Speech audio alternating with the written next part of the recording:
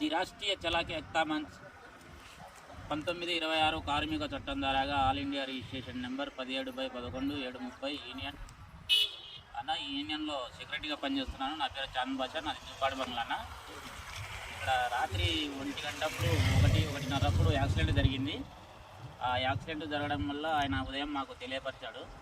ఇక్కడ వచ్చాము. ఇక్కడికి నందికొట్టుకూరు దగ్గర మిడ్తూరు మండలానికి వస్తుంది. ఇది పాల డైరీ దగ్గర ట్రాక్టర్లు మొక్కజొన్నలు వేసుకొని ట్రాక్టర్లు రోడ్డు మీద నిలబడినాయి. జొన్నలు వేసుకొని అది నైట్ పూట కారణం రాలేదు. రాత్రి కూడా వర్షం ఉంది. ఆ వర్షంలో ఎదురుగా బండి వచ్చి రావడం వల్ల కారణం రాలేదు అతనికి. బండి తగిలింది. ఇక్కడ ఈ సైడ్ బండి తగిలింది. ఆ ట్రాక్టర్ కూడా అక్కడ డ్యామేజ్ అయ్యి ఉంది. అక్కడ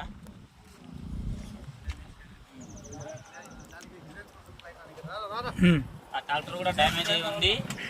అందులో ఇతనే డ్రైవరు. ఇప్పుడు మా యూనియన్కి తెలియపరిచాడు ఆయన. వాళ్ళు ఉదయం వచ్చేసి డ్రైవర్ని దుర్భాషలు మాట్లాడారు, ఏదేదో భయపించారు, భయాందోళన చెందారు. దాని కొరకు మా యూనియన్కి తెలియపరిచి మేము ఇక్కడికి వచ్చాము. మొత్తం టీము జూపాడు బంగ్లా నంద్యాల జిల్లా టీము మొత్తము ఇక్కడికి వచ్చి మాట్లాడాము. ఏమంటే ఓనర్ వచ్చిన తర్వాత ఓనర్తో పరిష్కారం చేసుకుంటామన్నారు. ఏదైనా మన డ్రైవర్కి ఆపద ఉందా అని చెప్పి మేము వచ్చేసాం. మొత్తం ఇక్కడికి వచ్చి ఇక్కడ చూస్తే అంత పొజిషన్లో ఇది యాక్సిడెంట్ అయి ఉంది, మొత్తం డ్యామేజ్ అయి ఉంది. వాళ్ళు రోడ్డు మీద పెట్టడం వలన ఇది జరిగింది. కాకపోతే రాత్రి కూడా వర్షం ఉంది. ఆ వర్షంలో ఎదురుగా లైటింగ్కి కాన్ రాలేదు. డ్రైవర్ వచ్చాడు, ఆయన ఏందో చెప్తాడన్నా, ఆయన ఎట్లా జరిగింది అనేది చెప్తాడు.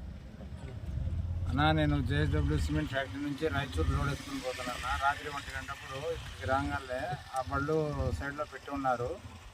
ఎదురుగా వచ్చిన బండి లైటింగ్ వల్ల నాకు కనపడలేదు ఆ ట్రాక్టర్లు. బండి యాక్సిడెంట్ అయిన తర్వాత బండి స్టడీగా వచ్చి ఇక్కడ ఆగిపోయింది.